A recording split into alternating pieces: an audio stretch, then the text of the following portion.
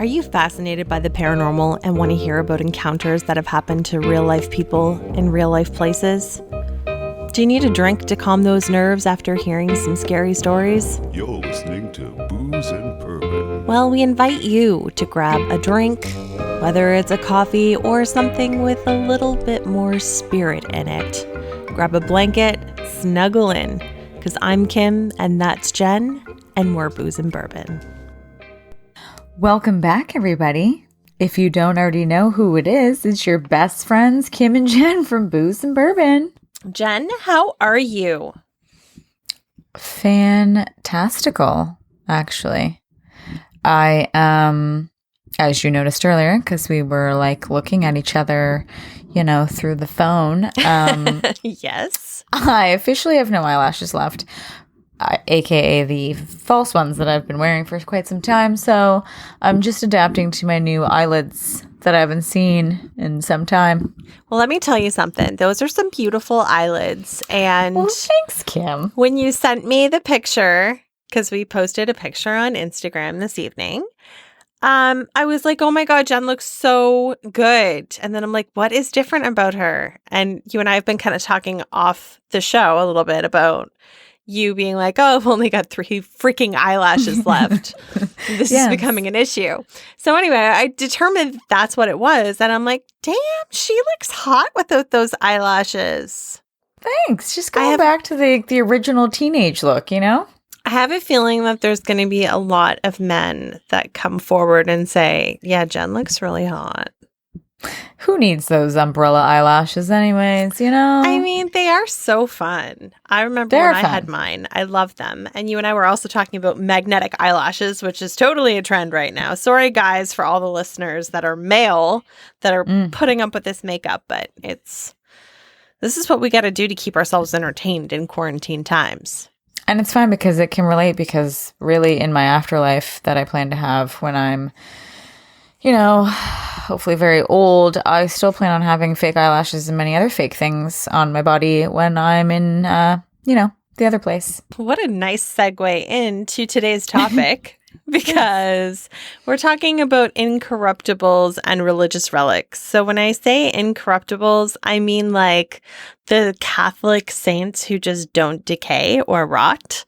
So, hundreds of years go by and they still pretty much look the exact same as the day they died. Like, it's very strange.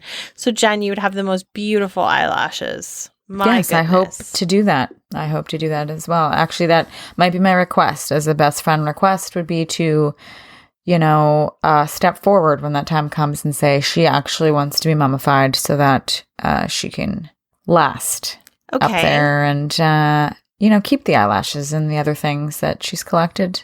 So I could be a fake eyelash consultant. Yes. And a mummification estate holder. Oh, yes.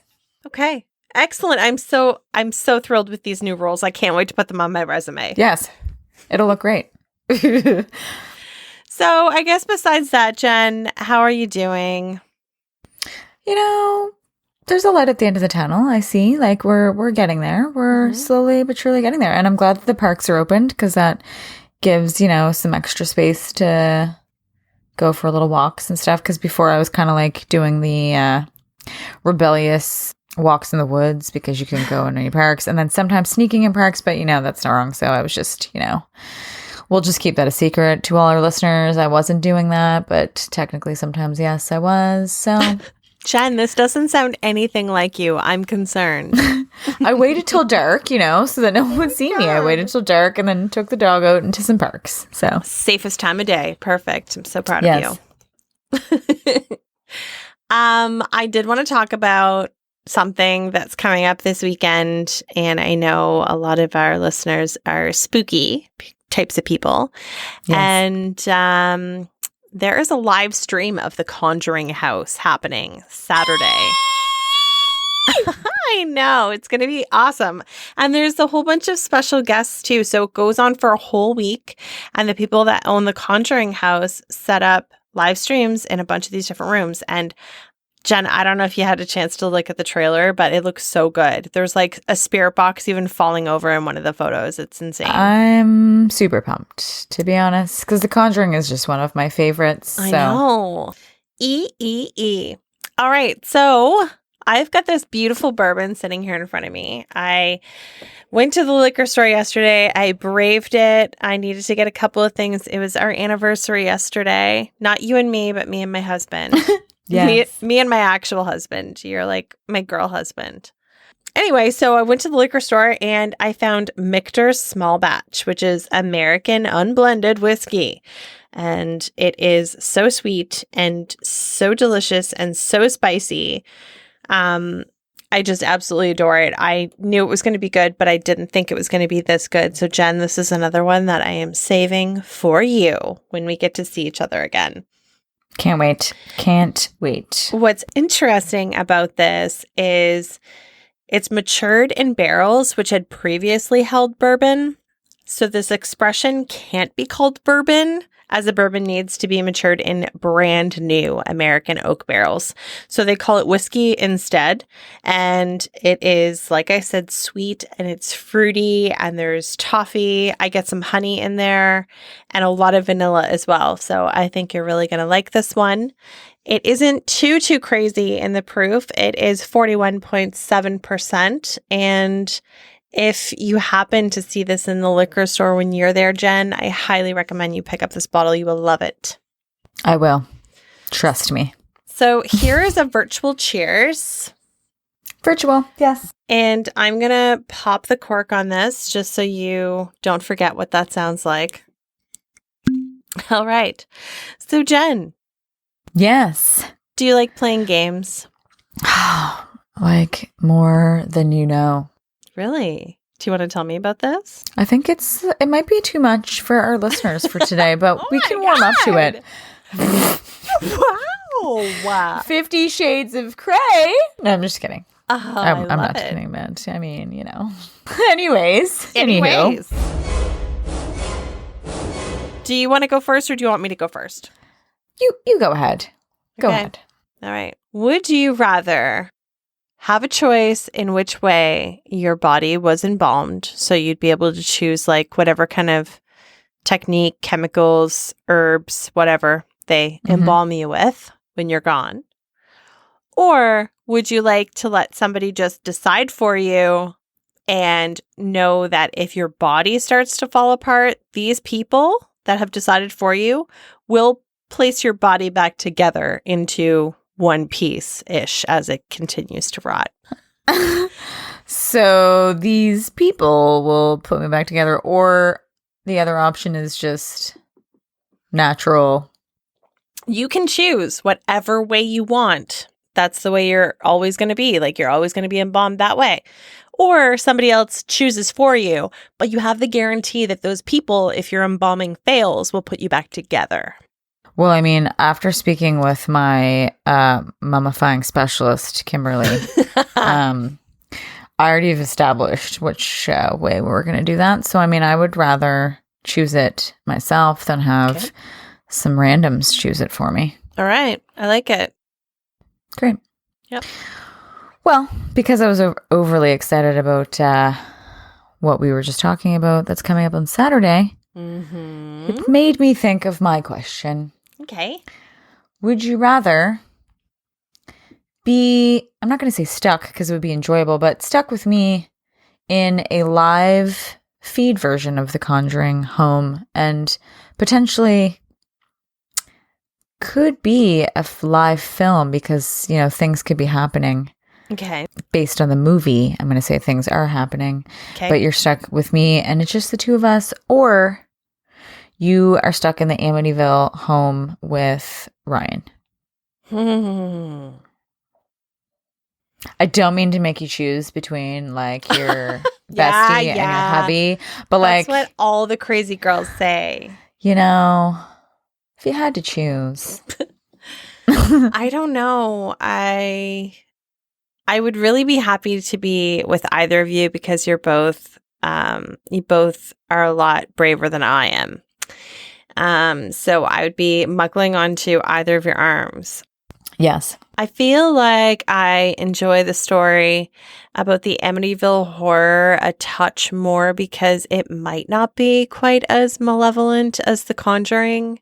Yes. And the people who live in the Amityville house have reportedly said that there aren't any more hauntings, which makes me feel like I should choose that one because I don't want to walk around on live TV with Depends on.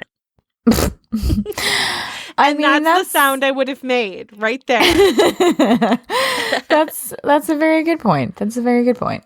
Yeah, so don't take that personally, Jen. No, I don't. It's fine. You can still come with me. I mean, I'll share. You know, Thank we you. could go to both. Thanks. I appreciate No that problem. in you. All right, Jen. So just after the break, we are going to get into today's main topic, which is very weird, all about the Incorruptible and religious relics. Stay tuned.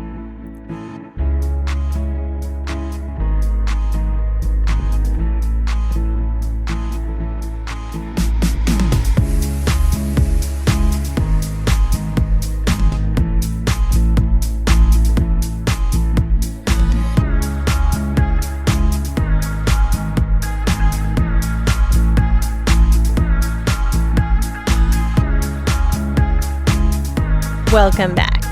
So now we're going to get into the topic of the Incorruptibles and haunted religious relics. Have you ever seen a mummy? No, not like your mum. Like a mummy that you'd see in an ancient Egyptian pyramid's tomb. Here in Halifax, right before the COVID-19 scare, self-isolation rules came into play. Our Museum of Natural History started an ancient Egyptian exhibit, which I really wanted to go to. Jen, I don't know if you wanted to go see it, but I would love to see a real mummy. Yes, me as well. Yeah. I've seen the cadavers that they had on display in that like bodies exhibit, which came to Halifax, but I didn't see it here. I actually saw it in Florida when we were on our honeymoon. That was crazy. They basically like just take a body and put it in this like plasticine so they can like take it down all the way to like the nervous system and just like highlight the nerves, but they're all like real humans. So it's kind of weird. Anyway, I'm sure Ryan at that point knew that his new wife was a freaking weirdo because she wanted to go to see this place on their honeymoon. But I started to my mind started to wander a little bit, and I wondered if maybe people that were putting on the exhibit ever felt like really freaked out by these cadavers. I mean, we've all seen Night at the Museum, so who's to say that maybe this wouldn't happen? But anyway, I don't know if a spirit would be attached to them or anything, but I'm going to assume, since they're likely science-forward thinkers, that they wouldn't really think of that kind of thing, but who knows?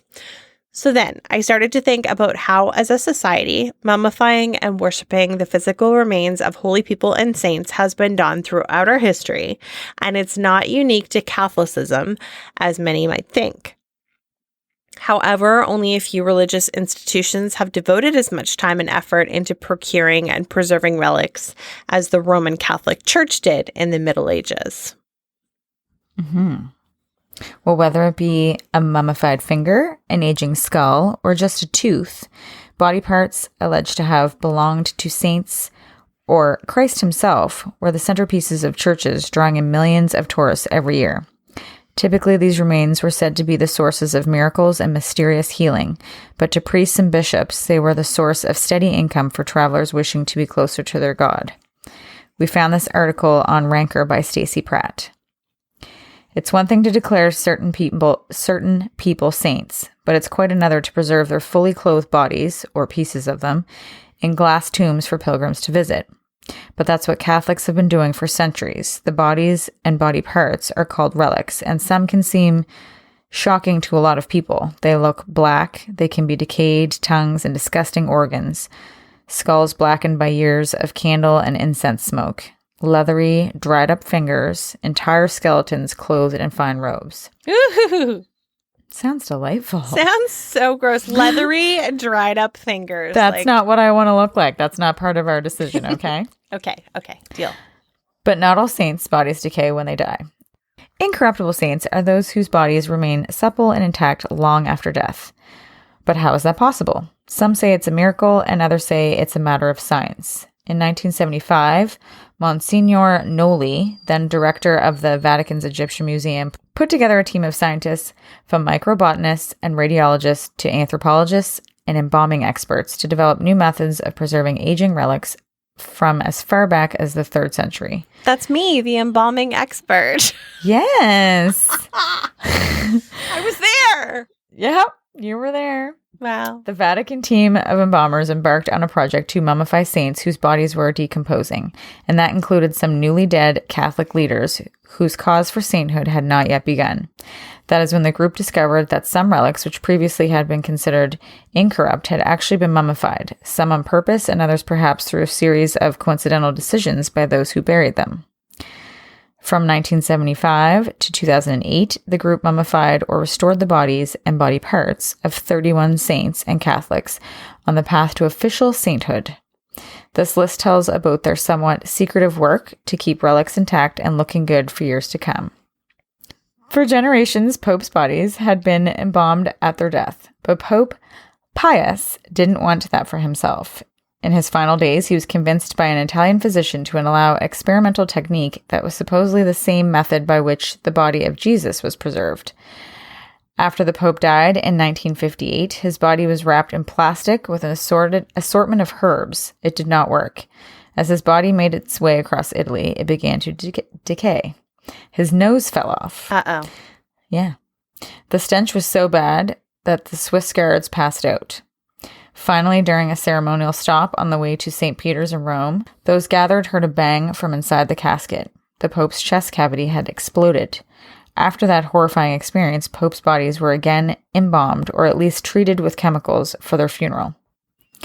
Pope Pius' body was repaired and treated in time for his funeral. Ick. Well, thank God for that, because he was missing his nose and his chest exploded, so... No big deal. Piece them back together, just like a little jigsaw puzzle. Yeah. So here's a shortened list of some of the work this group has done. They fixed St. Clair's body after it was found in a coffin full of moths, which I don't understand how that can happen, but maybe, I guess, she was above the ground and moths buried their way into the wood. I don't know.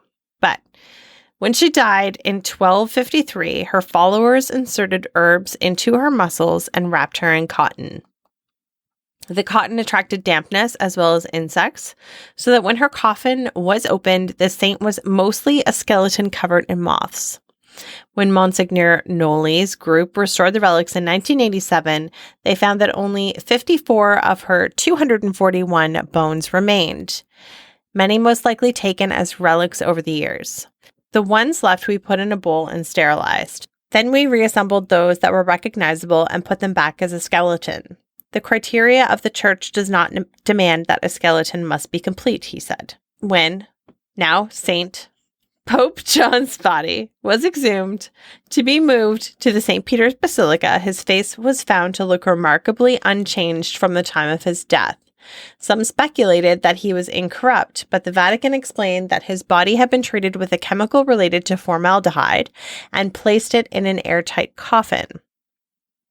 The group was part of the examination. So the group did find some saints with some incorrupt bodies, while some incorruptibles, like St. Margaret of Cortona, turned out to have had little help with her eternal beauty. The found group other saints whose bodies really hadn't decayed, and there wasn't exactly a reason for it either. Perhaps the most studied example was the body of Saint Zita de Luca. In 1988, the body of the 13th century saint was thoroughly examined by the group, and when they found that, if anything, it was naturally mummified by conditions in the tomb. Often, saints whose bodies are incorrupt upon initial exhumation begin to decay once they are exposed to the air. Not so Saint Zita, who had remained healthy for several centuries without substantial restoration. The scientists had to sign an affidavit before a bishop, and they would not destroy the saint's body. So the group brought the Vatican together with scientists of all kinds, which hasn't always been possible throughout history. And still the scientists were required to sign affidavits that they would treat the bodies with respect and not ruin or destroy them.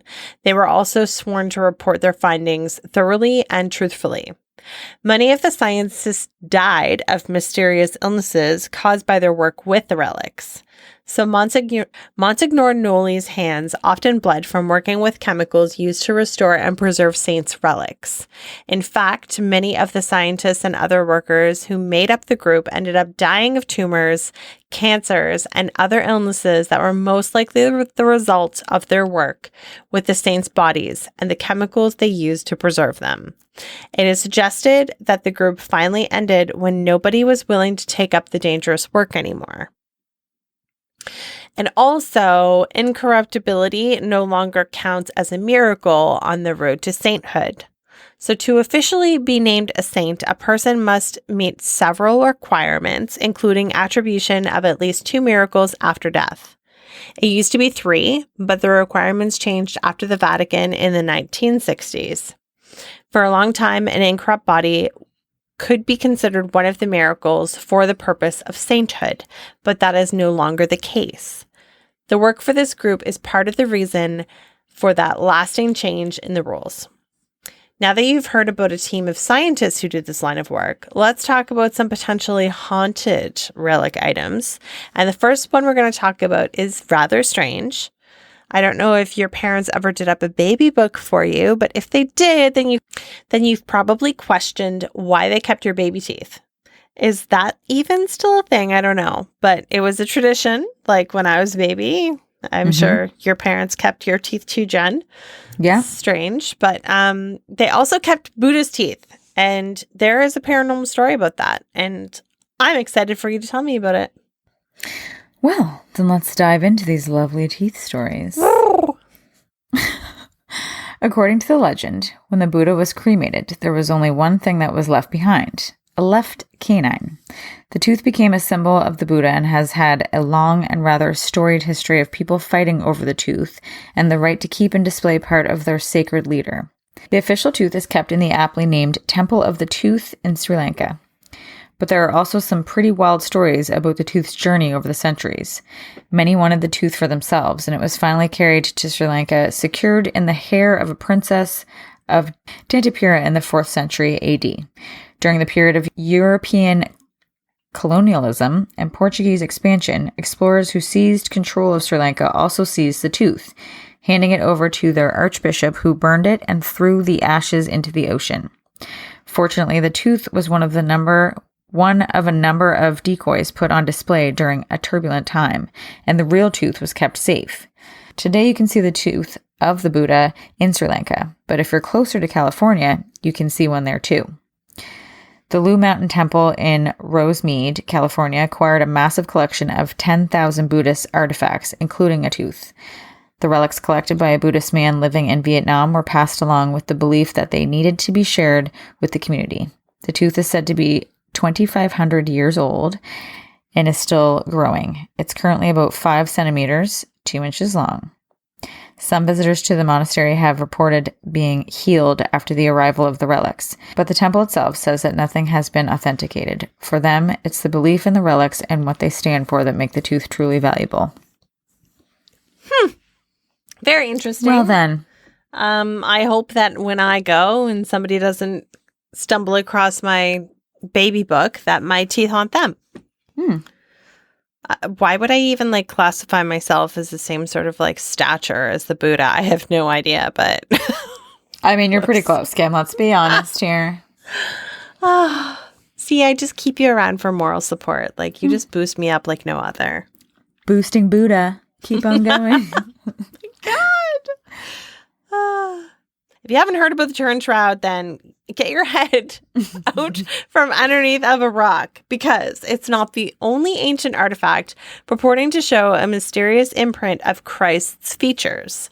Christian legend tells of a fabled linen veil, which is also inexplicably showing the face of Jesus. It's a cloth said to have miraculous healing powers and supernatural qualities. So just like the Turin Shroud, it is also the source of controversy. However, the veil has more intriguing mysteries surrounding it than just what caused the image. The Vatican claims that it's been holding on to the cloth in its archive continuously since the 12th century. But in 1999, an expert in Christian art history who works for the Vatican said that he found the real veil hidden in a remote Italian abbey. So what exactly is the world supposed to believe then? When Christ was carrying his cross through Jerusalem on his way to being crucified at Calvary, a woman stepped forward and used her veil to wipe the sweat and blood from his face. As a sign of gratitude, he left an image of his likeness stained on the cloth. Although this episode is not mentioned in the scriptures, legend says that the woman's name was Veronica. See, it's all just a legend. Mm-hmm. But anyway, she's said to have kept the cloth and realized that it had holy healing powers. She took the veil to Rome, where she used it to cure Emperor Tiberius of an ailment, and then left it in the care of Pope Clement and the Catholic Church. Historical records show that the veil was in Rome from at least the 4th century. In 1297, it was placed in the Vatican Basilica and was the only subject of worship from pilgrims who believed the picture was indeed the genuine likeness of Christ. The image itself was almost identical to the face seen on the Turin Shroud. And then in 1608, the area of the basilica displaying the veil was demolished in order to be redesigned, and the cloth was placed in the Vatican's archives. Under tight security, it was brought out once a year for public viewings. On this veil, there are red drop marks, which are believed to be blood. The picture itself seems to appear and disappear in different light, a quality that this scientist said would have been viewed as supernatural in less advanced times, which I get. Mm-hmm. And then ultraviolet testing confirmed that the image on the veil was not created by paint and that the image has been infused identically on both sides. So that is rather interesting. I mean, how else could an image get on there? I don't know, but it's interesting. Very.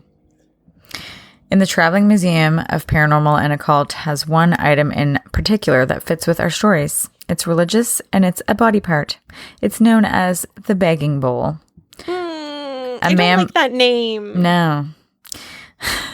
A man brought this Tibetan ornate skull used in ritual to the U.S. in the 1950s. He said he had to feed the skull wine to avoid feeling uneasy and tormented by it. That sounds like something I'm going to do as well. Feed me wine, people. The man kept it inside a lockable wooden box that featured a knife drawer beneath it. It's a monkey skull outfitted with decorative medals. While its age is unknown, its recent past is clear. After the man's passing, his grandson inherited it. The knife went missing at some point, and the grandson said he hadn't been feeding it as his grandfather had. Because of this, the grandson described the aura around the skull as heavy, electric air, and soon began experiencing poltergeist activity in his own home. It made him supremely uneasy, so he gave it to the museum to be rid of the burden placed upon him. Yikes. Well, shit. I mean, I think the moral of the story here is if you have a human or animal body part that you believe have been involved with religious or sacred matters, perhaps you don't keep it around. Exactly. You know, just don't. I mean, like a deer head or like a moose head or whatever all of our Canadian hunters put on their walls. I'm sure I was you're just going to fine. say, I have many of those in my cottage right now, so I I'm I sure feel you're very fine. comfortable. Yes. You feel comfortable? You don't feel like their eyeballs are Well, looking at you? sometimes I when feel you like they're sleep? looking at me like, what the hell, guys? Like, why am I up here? And I just watch you guys watch TV and eat and stuff. Like, I just want to be out in the woods. Yeah. Those kind of things, Yeah. Do you feel like they talk to you sometimes? Sometimes I'm not sure if it's like maybe the special cookies I ate first or perhaps that they actually are talking to me, but sometimes I feel like they are. Maybe they're just, they're lonely. They just want to chit chat. I know that you don't spend a lot of time on Facebook, but somebody had a question about one of your photos and asked if you were on space cookies. Yes, I do indulge in the space cookies occasionally, and it helps with my space practices. Yes. Yes. Okay. Perfect. Well, I can confirm that on your behalf then. And space cookies are definitely a necessary item given today's times where we're stuck at home. Exactly. So fun times. Jen, if people want to follow all of our weird adventures on social media, where can they find us? They can find us on Facebook, Booze and Bourbon, the podcast, and they can find us on Instagram, Booze and Bourbon. We are also on Twitter, but I don't think we really use that as much as we do the others. So, and we're also on basically any podcast provider that you can find. And that's true. The occasional YouTube video. Yes, that's true as well. You can actually listen to the whole podcast on YouTube. You're just not going to see anything except our logo in the video. But yes. Yeah, you can do that. So guys, thank you so much for listening to today's episode. Hope it took you on a little bit of a weird trip about why this would ever be a thing. But anyway, I guess that's what we did in history. We were really weird. Yeah, we like it. All right, guys, we will be back next Friday for a brand new episode. Thanks again. Thanks, guys. Bye. Booze and Bourbon is part of the ABV network. For more information or to advertise on the show, please head over to abvnetwork.com. Thanks for listening, and cheers. This has been a Steve Akeley production.